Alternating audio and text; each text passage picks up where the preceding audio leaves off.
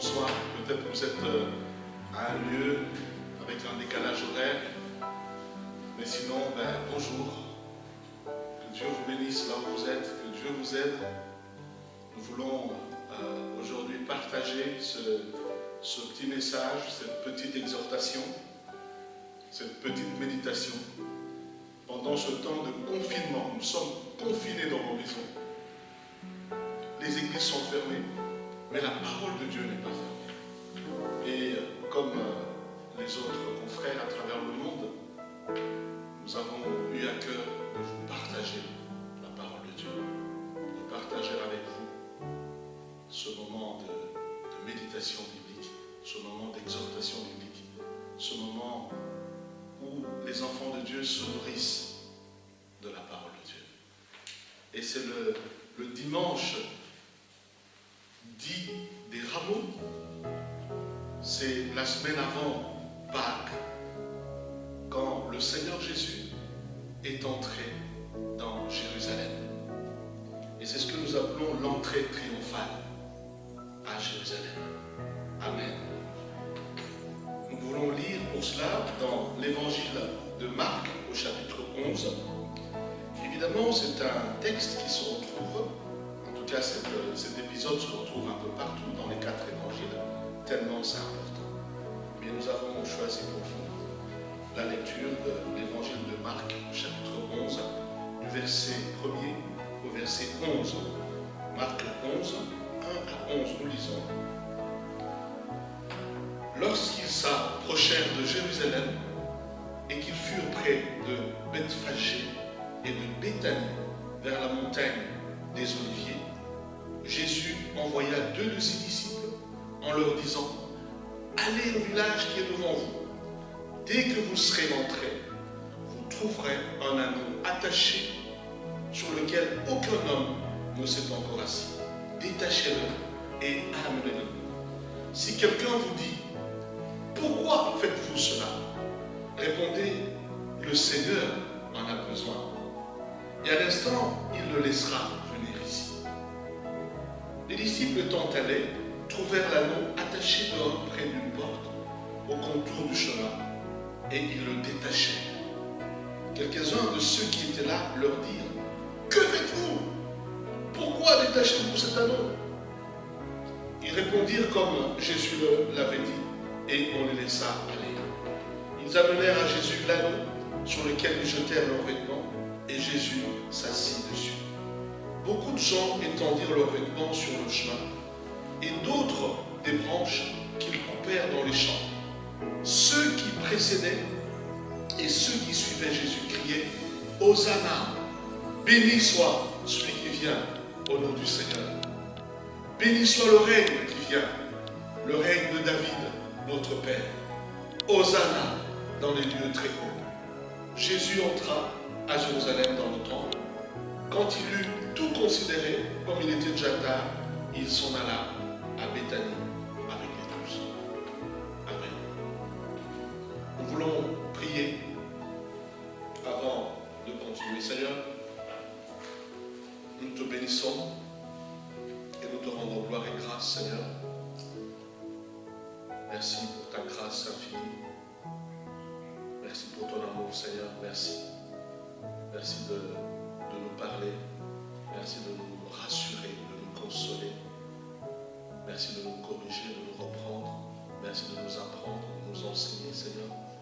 Nous humilions devant toi en tant qu'instrument que tu t'es choisi, Seigneur, parmi tant d'autres dans le monde.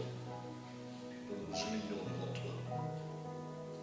Et nous voulons que toi seul règne, toi seul sois déclaré roi, toi seul puisses parler à ton peuple, Seigneur. Louange et gloire à toi. Tu es le roi des rois, le Seigneur des cieux, le Seigneur, le Fils de David.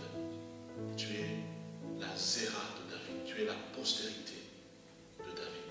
Tu es le rejeton de David. Celui qui devait venir, Seigneur, pour sauver l'humanité.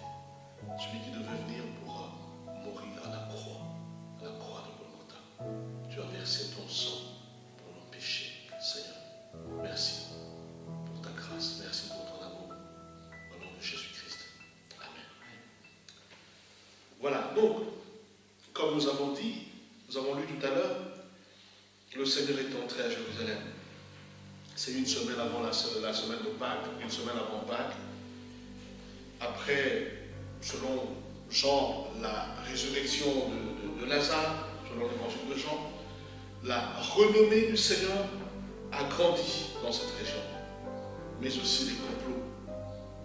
C'est à partir de cette résurrection de Lazare, il y a eu beaucoup de complots contre le Seigneur. Et Marc et Luc parlent aussi de la guérison de l'aveugle Bartimée, qui a aussi qualifié Jésus de fils de David. Il y a la proximité de la fête de Pâques. Le Seigneur se prépare. Il entre à Jérusalem, où il sera trahi, où il sera arrêté, où il sera calomnié, torturé, crucifié. Nous voulons, pour aller droit au but, parler de 3 points importants. Premièrement, de la souveraineté de Dieu, de la préscience de Dieu, de l'omniscience de Dieu.